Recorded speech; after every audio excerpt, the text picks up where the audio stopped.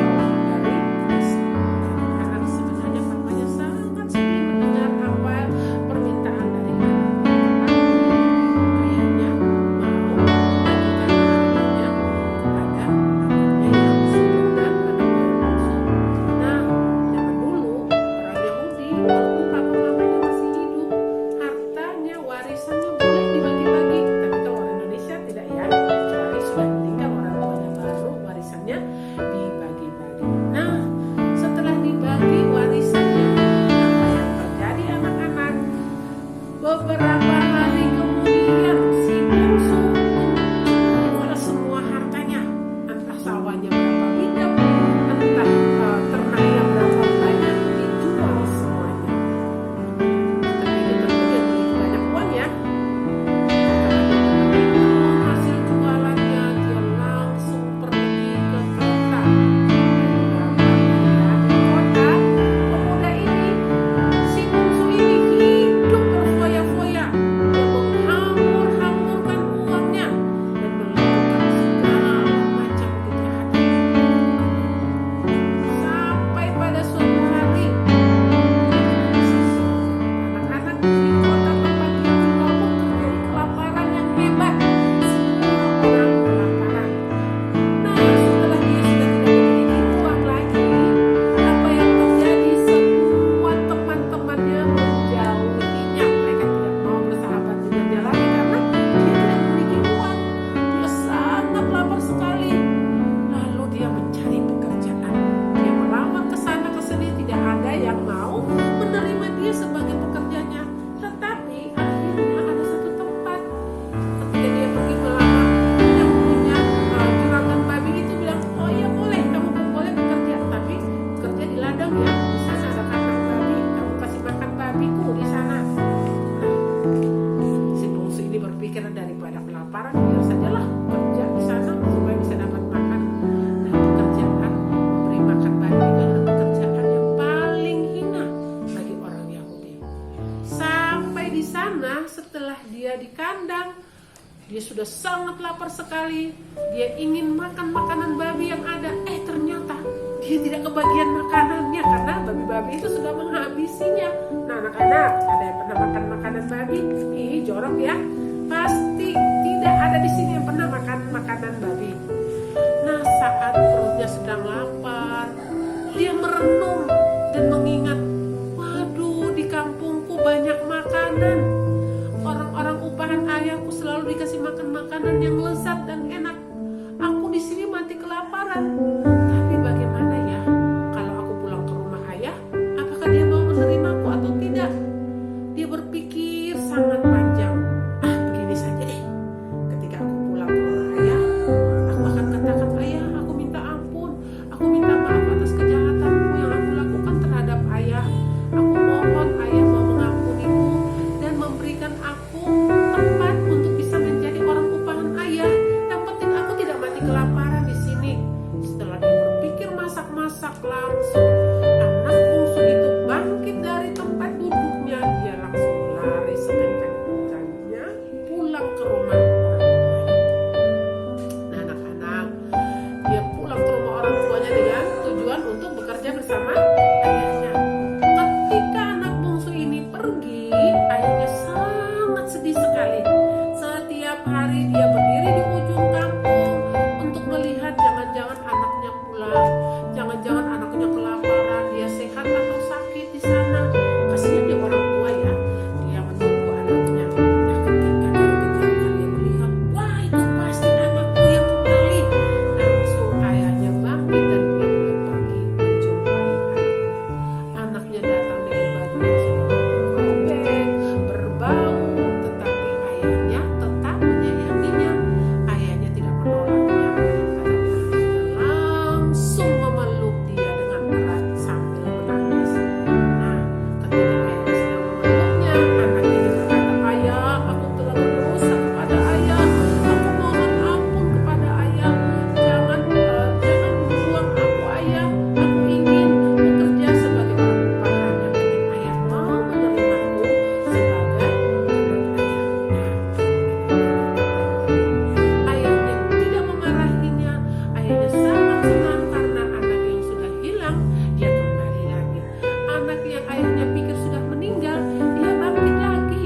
Sehingga saking senangnya ayahnya kepada anaknya bungsu yang telah kembali, dia mengundang semua orang di kampung untuk datang dan bersukaria bersama mereka.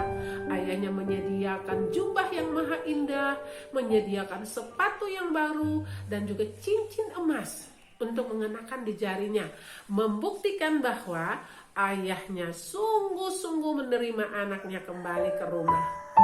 Ya, anak-anak,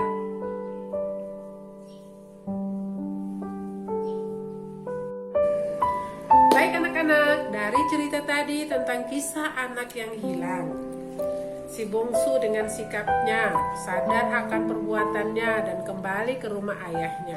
Ibu mau bertanya, apa arti bertobat? Ada yang bisa menjawab? Boleh angkat tangannya. Ya, bertobat artinya menyesali perbuatannya dan mengakui kesalahannya, lalu tidak melakukannya lagi. Kata bertobat atau pertobatan berasal dari bahasa Yunani, yaitu metanoia. Metanoia artinya perubahan pikiran disertai dengan penyesalan. Seperti anak bungsu tadi, dia sadar, aduh, di rumah ayahku banyak makanan, aku kelaparan di sini. Lebih baik aku pulang mengakui kesalahanku dan mau meminta kepada ayah supaya bisa menerimaku di rumahnya kembali, walaupun jadi orang upahan. Anak-anak, kalau orang upahan itu kadang dibayar gajinya, kadang tidak. Tapi satu hal, anak bungsu ini sadar akan kesalahannya dan mau pulang ke rumah. Itulah yang dikatakan bertobat. Ada suatu perubahan hidup yang terjadi. Anak-anak, yang namanya pertobatan dibagi dalam 3 kategori sikap. Yang pertama, pikiran dulu, sadar, oh saya sudah salah. Yang kedua, kehendak untuk mau melakukannya. Saya salah, saya mengucapkan kata kotor. Saya salah, saya berbohong, saya harus berubah. Dan yang ketiga, tindakan, berarti tidak mau melakukannya lagi. Nah, anak-anak, di sini kisah pertobatan ini kita harus belajar bagaimana harus hidup sebagai orang yang bertobat. Anak-anak, berikutnya, kenapa manusia harus bertobat? Kenapa manusia harus bertobat? Manusia harus bertobat karena kalau tidak bertobat, kehilangan kemuliaan Allah. Roma pasal 3 ayat 10 mengatakan semua orang telah berdosa, tidak ada terkecuali. Entah itu bayi, anak-anak, orang muda, orang dewasa, orang tua, semuanya sudah berdosa. Butuh pertobatan dan keselamatan. Nah, kalau tidak bertobat, maka tidak selamat. Penyelamatan, anugerah keselamatan itu datang dari siapa? Datang dari Yesus Kristus. Ketika kita mau membuka diri kita, mengaku dosa kita di hadapannya, dan menerima Kristus sebagai Tuhan dan Juru Selamat, maka kita sudah diampuni dosa kita dan kita diselamatkan. Nah, anak-anak, setelah kita bertobat, mengaku dosa dan kesalahan kita, yang berikutnya, yang ketiga adalah apa? Perubahan hidup. Perubahan hidup itu harus nampak dalam kehidupan orang yang sudah bertobat. Contohnya, perubahan hidup seperti apa? Perubahan hidup yang tadinya suka ngomong kasar, suka berkata-kata kotor, setelah dia bertobat, dia mengucapkan kata-kata kasar dan yang sopan, mengucapkan kata-kata yang baik. Perubahan hidup yang kedua lagi apa? Yang dulunya suka mencuri, setelah dia bertobat, dia tidak lagi mencuri. Itulah yang namanya perubahan hidup. Yang ketiga, masih banyak contoh-contoh lagi yang suka melawan orang tua. Nah, anak-anak yang suka melawan orang tua, setelah mendengar cerita ini harus bertobat, berubah, tidak melawan orang tua lagi. Yang suka berbohong, dia berkata jujur. Yang suka menyontek, dia harus belajar dengan sungguh-sungguh supaya ulangannya nilainya murni, tidak menyontek lagi. Inilah yang dikatakan arti dalam pertobatan. Harus mengerti, harus benar-benar sadar dan mau bertindak, berubah, maka Tuhan akan memulihkan hidup kita dan menolong kita.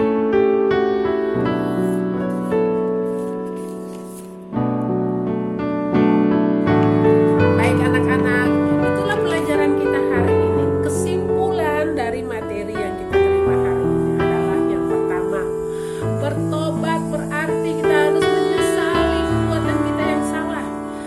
menyesali setiap dosa dan perbuatan kita.